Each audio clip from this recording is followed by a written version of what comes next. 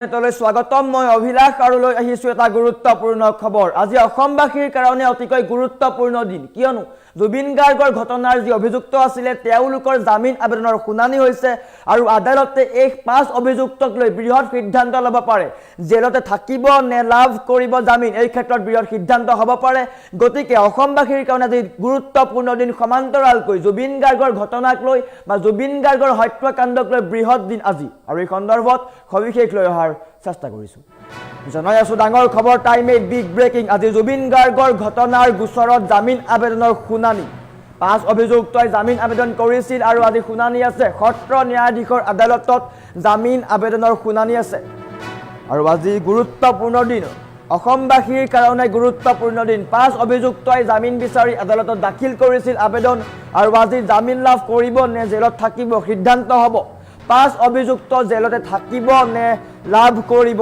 জামিন এই ক্ষেত্ৰত আজি গুৰুত্বপূৰ্ণ সিদ্ধান্ত গ্ৰহণ কৰা হ'ব সেই কাৰণে আদালতৰ কাৰণেই হওক বা অসমবাসীৰ কাৰণেই হওক আজি গুৰুত্বপূৰ্ণ দিন জুবিন গাৰ্গৰ ঘটনাৰ বা জুবিন গাৰ্গৰ হত্যাকাণ্ড বা জুবিন গাৰ্গে ন্যায় পোৱাৰ কাৰণে খৰতকীয়া কৰা হৈছে ন্যায়িক প্ৰক্ৰিয়া সাত অভিযুক্তক লৈ আজি আদালতে ল'ব পাৰে বৃহৎ সিদ্ধান্ত শ্যামকানু মহন্ত অমৃত প্ৰভা সিদ্ধাৰ্থ শেখৰ সন্দীপন এই কেইগৰাকীৰ কঠোৰ শাস্তি হ'ব নেকি জুবিন গাৰ্গক হত্যা কৰা গোচৰত শ্যামকানু অমৃত প্ৰভাই জামিন বিচাৰি দ্বাৰস্থ হৈছে আদালতৰ আৰু আদালতে কি সিদ্ধান্ত গ্ৰহণ কৰিব এই ক্ষেত্ৰত আজি লক্ষণীয় হ'ব কিয়নো এই পাঁচ অভিযুক্তই জামিন বিচাৰি আবেদন কৰিছে জুবিন গাৰ্গৰ হত্যাকাণ্ডত অভিযুক্ত হৈ থকা এই পাঁচ অভিযুক্ত শ্যামকানু মহন্ত সন্দীপন গাৰ্গ সিদ্ধাৰ্থ শেখৰ অমৃত প্ৰভা এই কেইগৰাকীয়ে জামিন বিচাৰি আদালতত আবেদন কৰিছিল আৰু আজি তাৰ শুনানি আছে কি হ'ব ছিংগাপুৰৰ মতে জুবিন গাৰ্গৰ মৃত্যু স্বাভাৱিক কিন্তু অসমে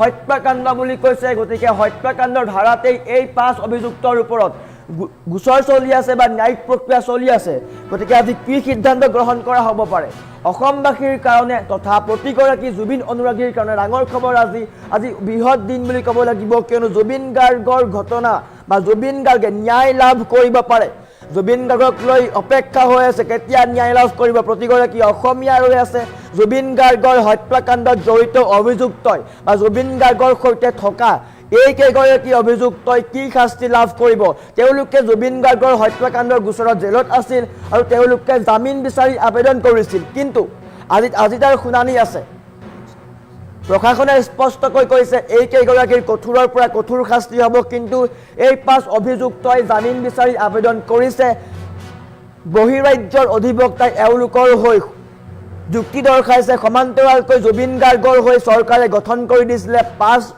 পাঁচদলীয়া অধিবক্তাৰ দল তেওঁলোকেও যুক্তি দৰ্শাই আছে আজি কিন্তু এই যুঁজখন অতি তীব্ৰতৰ হ'ব জুবিন গাৰ্গৰ যি হত্যাকাণ্ডৰ ন্যায়িক যুঁজখন আজি তীব্ৰতৰ হ'ব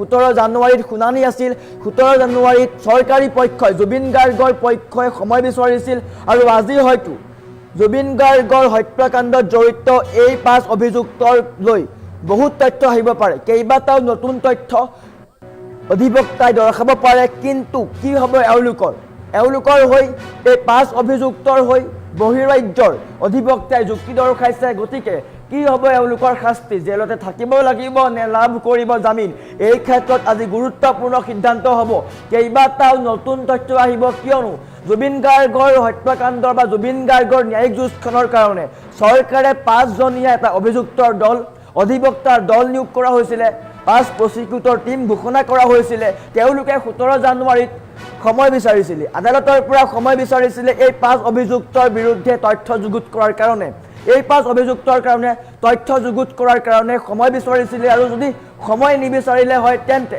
অমৃত মহন্ত শ্যামকানু মহন্ত এই কেইগৰাকীৰ জামিন আবেদনৰ শুনানি 17 জানুৱাৰীতে হ'লহেঁতেন কিন্তু চৰকাৰী পক্ষই বা জুবিন গাৰ্গৰ পক্ষই সময় বিচৰাৰ কাৰণে আজিৰ দিনত শুনানি হ'ব আৰু হয়তো চৰকাৰী পক্ষই এই পাঁচ অভিযুক্তৰ বিৰুদ্ধে কঠোৰৰ পৰা কঠোৰ তথ্য যুগুত কৰিছে আজি আদালতত তেওঁলোকে সেইসমূহ দেখাব আদালতে কি সিদ্ধান্ত গ্ৰহণ কৰে আজি লক্ষণীয় হ'ব কিয়নো আজি অসমবাসীৰ কাৰণে প্ৰতিগৰাকী অসমীয়াৰ কাৰণে প্ৰতিগৰাকী জুবিন অনুৰাগীৰ কাৰণে আজি ডাঙৰ দিন, ঐতিহাসিক দিন বুলি ক'ব লাগিব। আজি সকলোৰে অপেক্ষা কৰি আছে কি হ'ব। অমৃতপ্ৰভা মহন্তই জামিন আবেদন কৰিব বিচাৰিছে, মুকলি আকাশলৈ আহিব বিচাৰিছে, কিন্তু কি হ'ব এওঁলোকৰ শাস্তি? জামিন লাভ কৰিব নে জেলত থাকিব লাগিব? উপায়হীন হৈ আদালতৰ দ্বাৰস্থ হৈছে শ্যামকানু মহন্তই। বহিৰাজ্যৰ পৰা অধিবক্তা বিচাৰিছে, অধিবক্তা লৈছে, কিন্তু কি হ'ব এওঁলোকৰ শাস্তি? সেই ক্ষেত্ৰত আজি লক্ষণীয় হ'ব। জুবিন গাৰ্গৰ ন্যায়িক যুঁজখন আজি অধিক লক্ষণীয় হৈ পৰিব, কিয়নো চৰকাৰী পক্ষই সময় বিচাৰিছিলে। চৰকাৰী পক্ষই 17 জানুৱাৰীত যি শুনানি হৈছিলে তাৰ সময় বিচাৰিছিলে, আৰু আজিৰ দিন ধাৰ্য কৰা হৈছিলে। আৰু আজি চৰকাৰী পক্ষই বা জুবিন গাৰ্গৰ হত্যাকাণ্ডৰ যি যুঁজখন চলি আছে বা জুবিন গাৰ্গৰ হৈ যিসকলে যুঁজি আছে তেওঁলোকে অধিক তথ্য যুগুত কৰিছে। কেইবাটাও নতুন তথ্য যুগুত কৰি আদালতত প্ৰৱেশ কৰিব শ্যামকানু মহন্ত, অমৃতপ্ৰভা আৰু এই বাকী কেইগৰাকীৰ বিৰুদ্ধে তথ্য যুগুত কৰি আদালতে দাখিল কৰিব। গতিকে আজি কি সিদ্ধান্ত গ্ৰহণ হ'ব সেয়া লক্ষণীয় হৈ পৰিব। প্ৰতিগৰাকী অসমীয়া ৰৈ আছে আজিৰ দিনটোৰ কাৰণে, প্ৰতিগৰাকী অসমীয়া অপেক্ষা কৰি আছে। প্ৰতিগৰাকীয়ে কমেণ্ট কৰক কি হ'ব লাগে এওঁলোকৰ, কি শাস্তি হ'ব লাগে এওঁলোকৰ, কমেণ্ট কৰক। আৰু আজি এই 5 অভিযুক্ত শ্যামকানু মহন্ত, সিদ্ধাৰ্থ শৰ্মা, শেখৰ, সন্দীপন গাৰ্গ আৰু অমৃতপ্ৰভা, এই 5গৰাকী সমান্তৰালকৈ 2 PSO, এই কেইগৰাকীৰ আজি কি হ'ব? জামিন লাভ কৰিব নে জেলত থাকিব লাগিব? এই ক্ষেত্ৰত আজি গুৰুত্বপূৰ্ণ সিদ্ধান্ত হ'ব, কিয়নো জুবিন গাৰ্গক লৈ বা জুবিন গাৰ্গৰ হৈ যুঁজিবৰ কাৰণে চৰকাৰে 5জনীয়া অধিবক্তাৰ দল নিযুক্তি দিছিলে, আৰু সেই অধিবক্তাৰ দলে 17 জানুৱাৰীত আদালতৰ শুনানি আছিল, তাত যুক্তি দৰ্শাইছিলে। কিন্তু চৰকাৰী পক্ষই সময় বিচাৰিছিলে বা জুবিন গাৰ্গৰ পক্ষই সময় বিচাৰিছিলে এই 5 অভিযুক্তৰ বিৰুদ্ধে তথ্য যুগুত কৰাৰ কাৰণে। যদি তথ্য যুগুত কৰাৰ কাৰণে সময় নিবিচাৰিলে হয় তেন্তে এই কেইগৰাকী যি 5 অভিযুক্ত অমৃতপ্ৰভা মহন্ত, শ্যামকানু মহন্ত, এই কেইগৰাকীয়ে জামিন লাভ কৰিলেহেঁতেন, কিয়নো এওঁলোকে বহিৰাজ্যৰ পৰা অধিবক্তা লৈ আহিছে।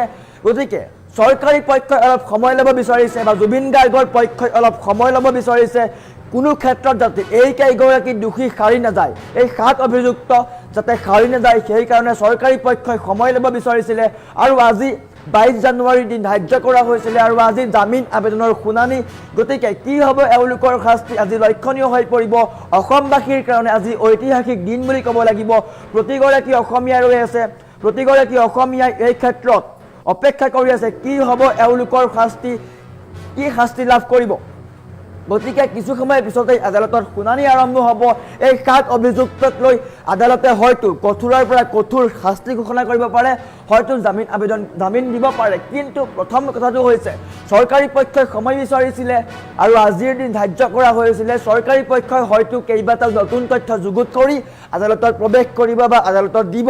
গতিকে চৰকাৰী পক্ষই যদি কঠোৰৰ পৰা কঠোৰ তথ্য বা ডাঙৰ তথ্য যুগুত কৰিছে তেন্তে নিশ্চয়কৈ এই কেইগৰাকীয়ে জামিন নাপায়। গতিকে আজি লক্ষণীয় হৈ পৰিব জুবিন গাৰ্গৰ হত্যাকাণ্ডৰ যুঁজখন, আৰু অধিক তীব্ৰতৰ হ'ব।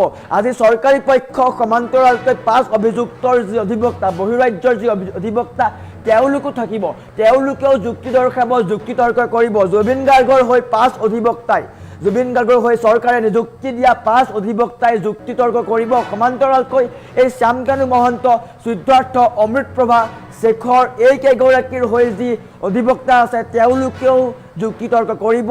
যাৰ যুক্তি অধিক সঠিক হয় বা সিদ্ধান্ত গ্ৰহণ কৰাত লাভজনক হয়, সুবিধা হয়, সেইজনী জয়ী হ'ব। গতিকে প্ৰতিগৰাকী অসমীয়া ৰৈ আছে কি হ'ব জুবিন গাৰ্গৰ ঘটনাৰ ন্যায়িক যুঁজখন।